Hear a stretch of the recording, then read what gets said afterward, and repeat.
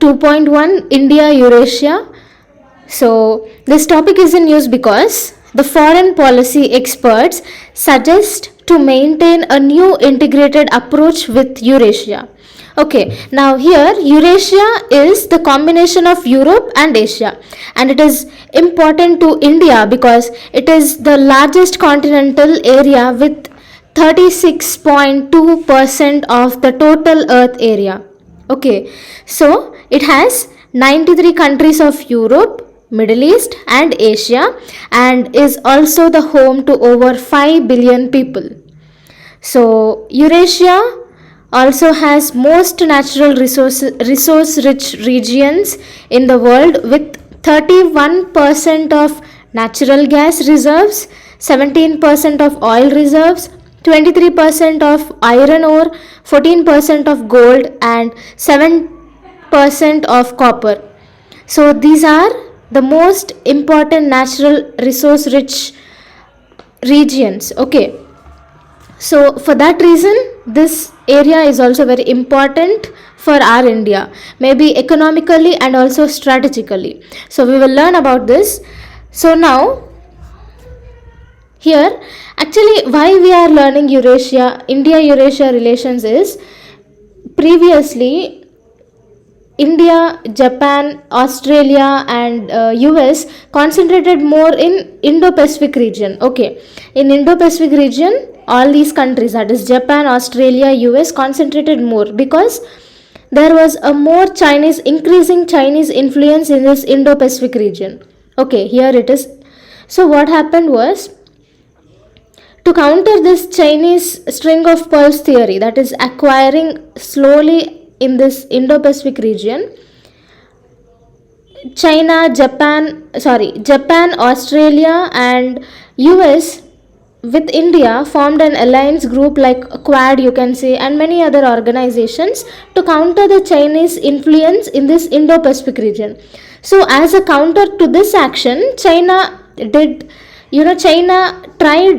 trying now to influence this Eurasia region. Okay, so its idea is to build a power block in this Eurasia region. Okay, so for that, as US is against Russia because US and Russia doesn't have friendly relations, so to counter US, China made a friendly alliance with Russia. Is that clear, guys? So China, by taking the help of Russia, is slowly creating this Eurasia as a power block. And recently we have learned about Nord Stream 2 also. What does that, why is that helpful? Because this Nord Stream 2 pipeline connects Russia and Europe. Okay, so Russia is also giving natural gas to this Europe. That means Europe is dependent on Russia. So China made a friendly alliance with this Russia. Okay, in every aspect, whatever you learn, think like this.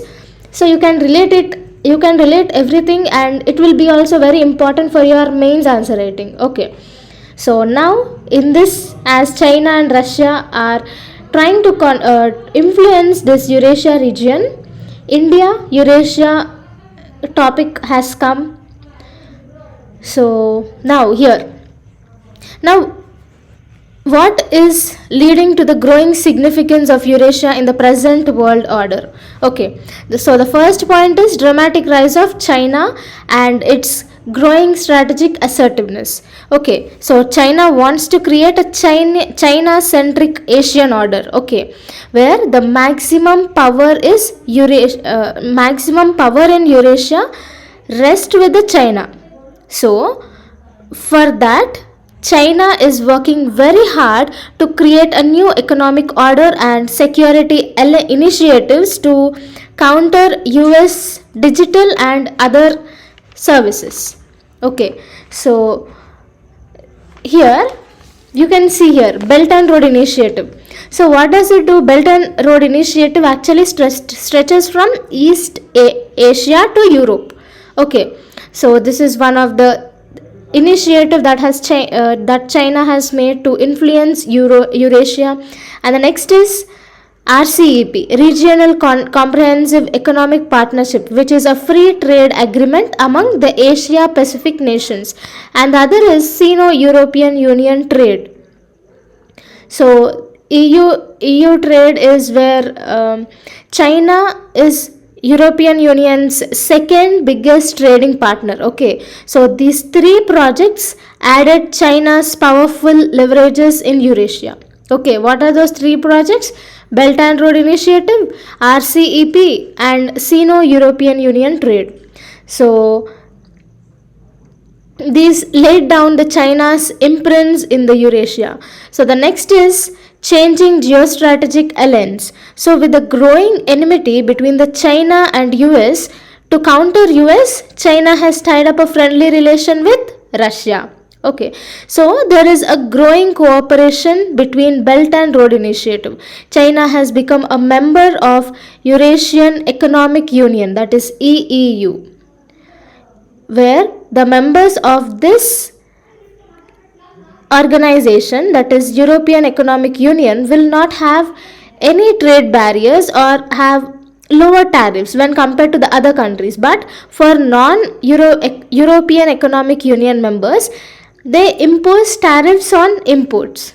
Okay, so it is also strategically very important as China is a biggest trading partner to this Eurasia. So the next is China's cooperation with Arctic region. Okay, so we have learned about this European Economic Union. The next is cooperation in the Arctic region. So here also, here China is trying to China tied up with Russia and is cooperating in the research in Arctic region. And the next, and all these, that is energy, trade and military domain through joint production and military exercises, all these activities China and Russia are playing a prominent role in these Eurasian countries. Okay, so in all these they both are playing major role. So the next is regional geostrategic alliances. Okay, so even Iran also is not having a friendly relations with the USA. We all know that because it withdrew this nuclear plan. So the next is okay. So even Iran also is not having friendly relations with USA. So in that aspect, Iran will join Russia and China. Okay, so both China and Russia are extending their friendly alliance with Iran, and Iran is also supporting the Chinese Belt and Road Initiative. And the three countries, that is China, Russia and Iran, has conducted joint military exercise in Gulf of Oman. So it is a part of, some part of Gulf of Oman lies in the way of Iran. Okay, so and this one to impact the geopolitics of Eurasia and West Asia, and also to maintain a regional balance of power, China, Iran, Russia, Turkey, Pakistan are laying a pentagonal structure in this process. So the fourth is strong prospects of economic growth. So from the past few years, there is 4 to 5% of increase in the average annual per capita income of this Eurasia. So as the economic growth is increasing, there is a growing significance of Eurasia. Next is region being developed as a countermeasure to Indo-Pacific region. Okay, Japan, Australia, USA are taking every measure to counter the Chinese influence in this Indo-Pacific region. So as a countermeasure, the China and Russia are creating Eurasia as a power block by developing that region. Okay, so the need for India to have integrated approach towards Eurasia. So here, first is energy security. See, Eurasia is one of the most natural resource rich region in the whole world with 31% of natural gas, 17% of oil reserves, and 23% of iron ore, 14% of gold, and 7% of copper. Uranium is also found in this region. So, the economic cooperation with Eurasian countries is very important for safeguarding our India's interest. Okay, so the next is economic objectives. So, India is trying to become an economic hub. It has implemented several programs like Make in India campaign, Skill India, and Digital India.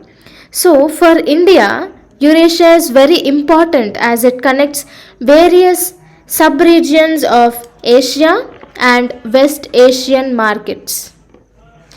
And the other thing is, Eurasia is also important for its tourism potential and for medical and pharmaceutical industries, because India is working to set up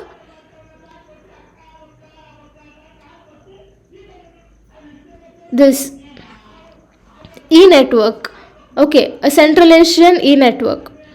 So, with its hub in India to deliver tele-education, telemedicine connectivity, and also linking all the other 5 Central Asian states. Okay, so this is about economic objectives, and coming to the strategic objectives. Eurasian region wants to decrease its dependence in China and Russia, and it is supporting India to strengthen its position in that region. Okay, the next is, actually European Union also don't want to depend more on this China and Russia. So it is extending a helping hand with India. Okay, it is also supporting India. So that can be used as a positive aspect from India's point of interest. So the second is stability in Central Asia. So here, Central Asia is the central of Eurasia, and this Central Asia is the extended neighborhood of India and is of great geostrategic importance to India. But there is no stability in the Central Asia because the emerging threat of Islamic State of Iraq, that is ISIL, and Iraq ISIL, that is ISIL means Islamic State of Iraq and the Levant. Okay, and the next is ISIS, Islamic State of Iraq and Syria. Okay, there is no stability in the Central Asia because of this emerging threat of ISIL and ISIS. So the problems of drugs and arms are also the reasons for no stability in this Central Asia.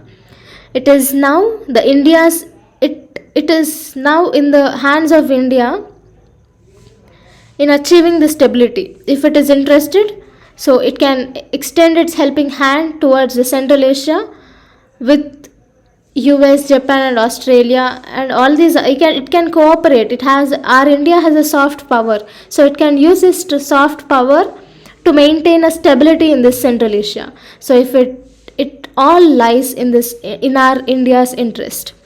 So the other thing is, the third is strengthening cultural relations. Okay, so here the cultural civilization exists between India and Eurasia.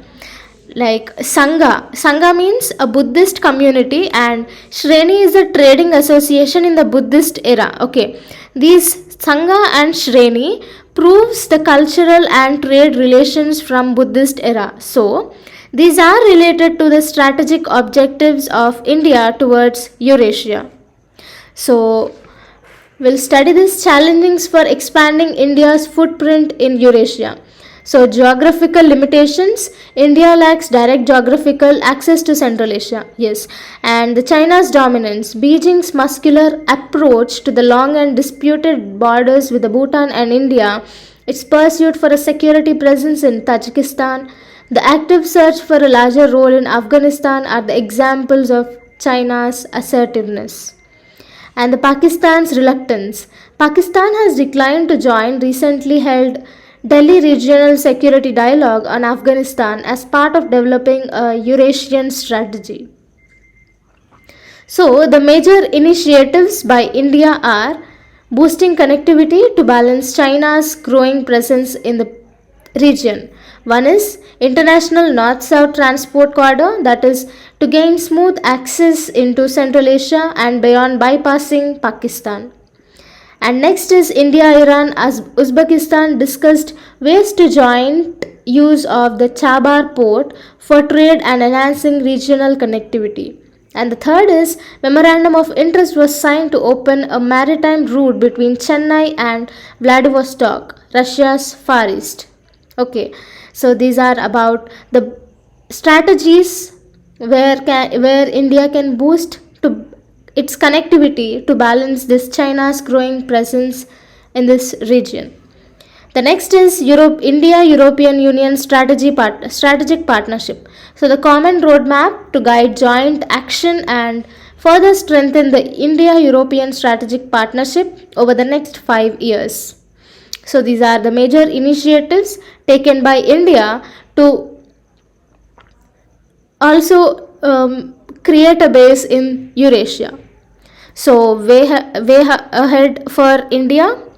So the first is greater engagement with European Union and NATO members. Here, European Union is a political and economic union, and NATO is an intergovernmental military alliance between 27 European unions, 2 North American countries, and 27 European countries, 2 North American countries, and Eurasian country.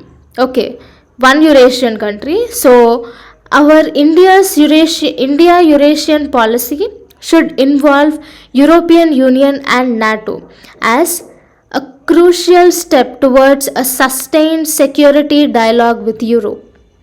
Next is intensifying India-Russia dialogue.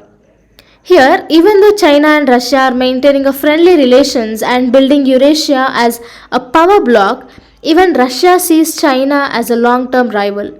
So it extended the scope of Greater Eurasian Partnership, that is GEP, to include countries like India, Iran, South Korea to dilute the Beijing's power. So even Russia is not giving full support to China. Okay, even Russia know that China could conquer and establish a major power in that Eurasia, so it is extending its hand towards our India, Iran, South Korea. And we have many friendly treaty of friendship and cooperation with Russia also. So that is about this intensifying India-Russia dialogues. And next is, and here even Russia and India are helping, even Russia and India can help this Central Asia and Afghanistan from emerging threats and could solve the problem of drugs and arms in that region. So the third is geo-economic cooperation. India can ask European Union countries to engage in the Indo-Pacific region for sustainable development. So in this process, India can increase the Indo-Pacific region power and counter the Eurasia. So the next is collaboration with Iran and Arab Peninsula. So here India should collaborate with Iran and Arab Peninsula because they indirectly can make stability in Central Asia. Next, balancing the priorities. India should balance Eurasian policy with its Actist policy. Actist policy means effort to cultivate economic and strategic relations with Southeast Asia and also Indo-Pacific policy. As our India is a member of BRICS, SCO and RIC, it should utilize these platforms to promote multi-dimensional strategic cooperation with Russia and China.